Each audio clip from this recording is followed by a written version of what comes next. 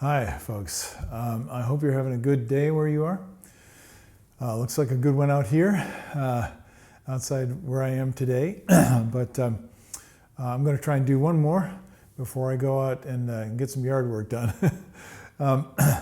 This is number 14 and 21 Lip Flexibilities for Trumpet by Nathan Ost, Volume 2. And this is pretty straightforward. I'm going to check the tempo. So that gives me a quarter note beat, says 104 as the suggested tempo. And I'm looking at this and I'm feeling that this is not really in 4. It feels like it's in 2. And this often happens. I play the music and I hear the implied harmony that you get from the melody line here. As I play it, I'm sure you'll be able to hear that. And so I'm starting to swing with it in 2.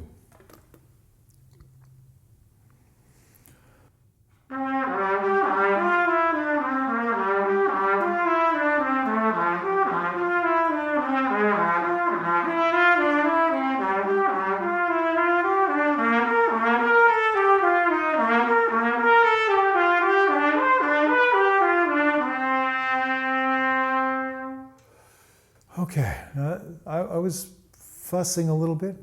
I want to get into the swing a little bit more. I'm going to play the next one, and this one is a little bit higher. And it's often the case. So to me, these are suggested keys. You can play them in any key, but he has graciously, Mr. Ost has graciously given us 2 or 3 versions of each one. And usually the idea is played in different ranges. So that was low register. Here's middle register.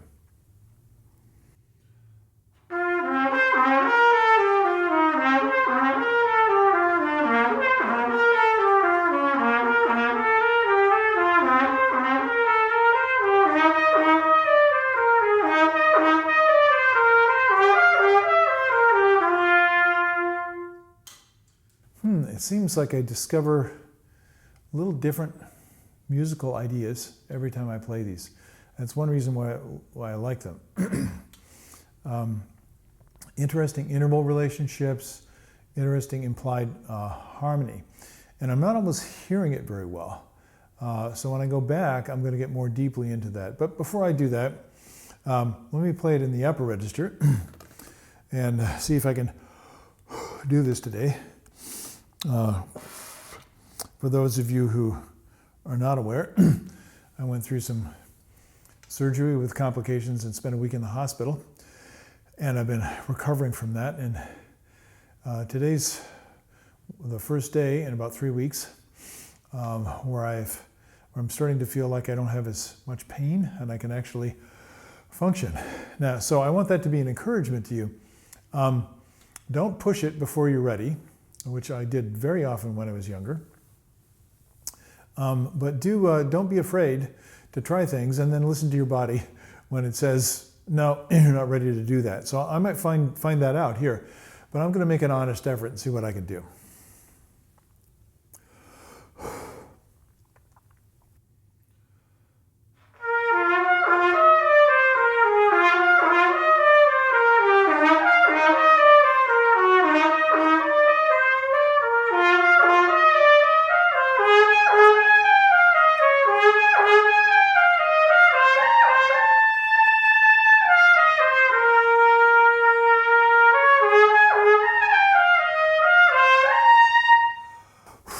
Now what I did there is something that I would often do in practice.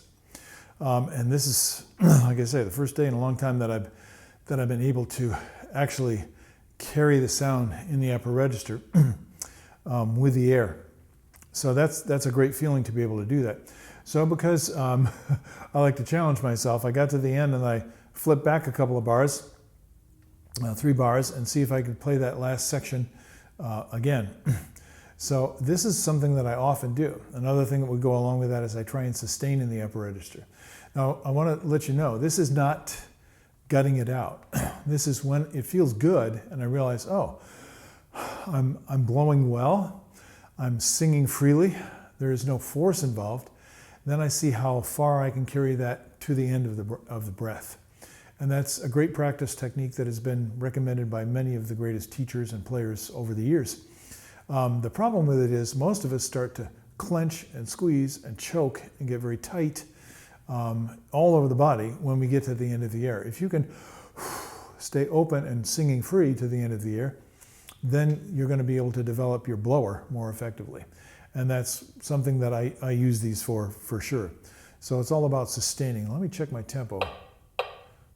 Yeah, as usual, I'm playing a little bit fast. I'm going to put the metronome on it this time. I know that's annoying.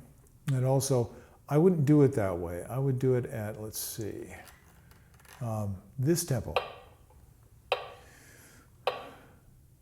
This is the way I would practice it, because that's the way I want to feel it.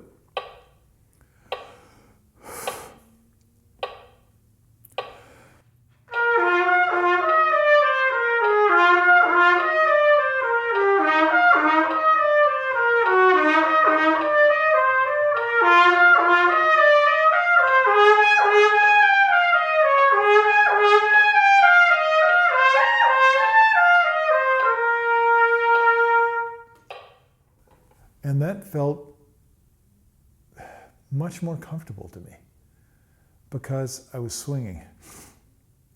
And what does that mean? Well, think of a pendulum.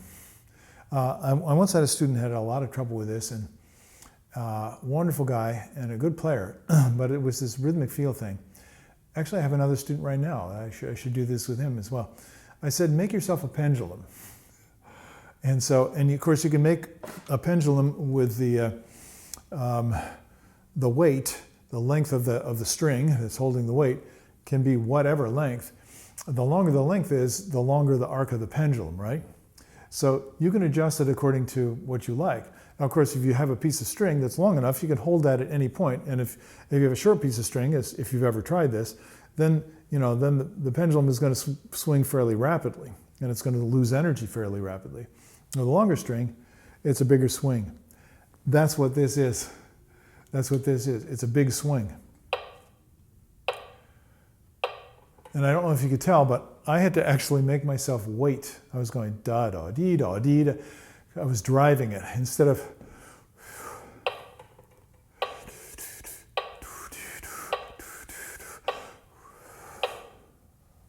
And it's always in motion. Now, this may seem like, well, yeah, duh. I mean, doesn't everybody do that? Yeah, some people do. But I've noticed that most people don't.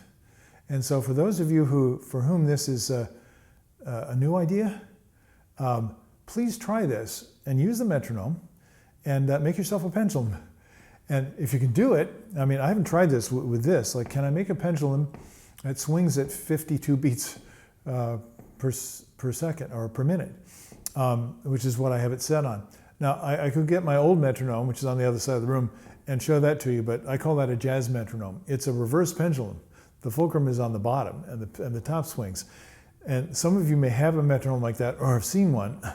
I should probably do a demo with that sometime, because it's really kind of cool. So you have the weight at the top, and as you put the weight in different places, it swings at different speeds. And it's just a clockwork wind-up mechanism, not electronic. Right? That's my wife's metronome. She used it when she was starting to play piano at age 5, and used it all the way through. And it turned into a jazz metronome when she would take it to school with her and put it in the basket of her bicycle, so it bounced around quite a bit. And by jazz metronome, what I mean is it doesn't tick evenly. It goes t, t, t, t, t. So it's got a kind of an odd meter swing to it. Fun things to play with, for sure. But here we're just trying to get a sense of simple swing. So I hope that idea helps you with this. I'm going to throw one more in there, and this is something I would listen for, and I want you to listen for it too, for sure. The first one I played is the low register one, right? And I started with that because that one it's a little bit more challenging for me.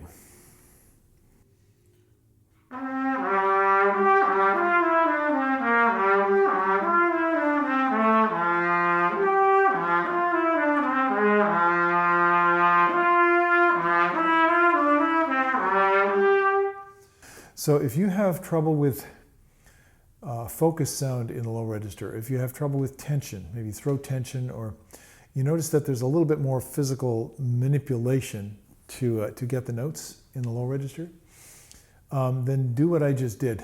Spend some time warming to the low register. See if you can enjoy the sound of your voice. Now, if it sounds husky,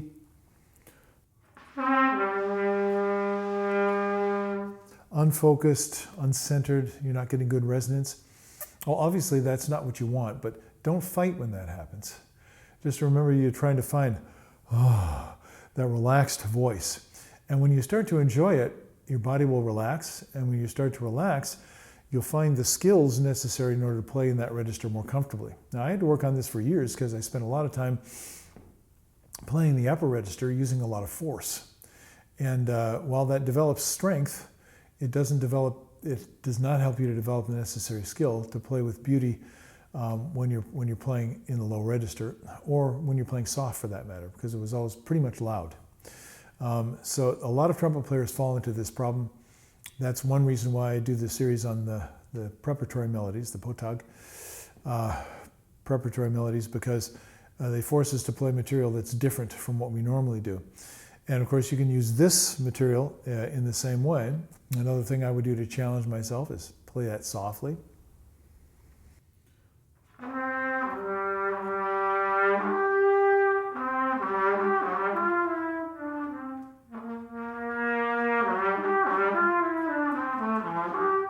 A little rough, but I'd mess around with that until I found the comfort zone where I could just flow through.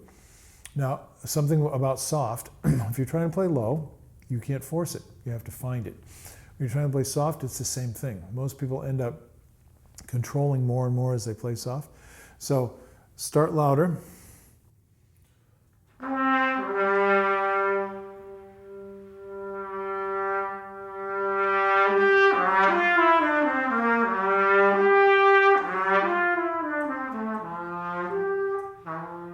And you'll find the balance between this very responsive opening in your lips and that very intentional, very steady, dependable flow of the air that's going through. And that's the secret to all great wind instrument playing and singing, for that matter. So listen to the sound and make one of your goals to try and find the beauty in the sound, and then first make it consistent between the registers, consistent between the intervals, consistent between the dynamic ranges, consistent beauty of sound, whether you're articulating or sustaining notes, and you will be constantly improving your trumpet playing. So go do that right now, and hopefully I'll get outside and enjoy the weather. See you later. Have a great day.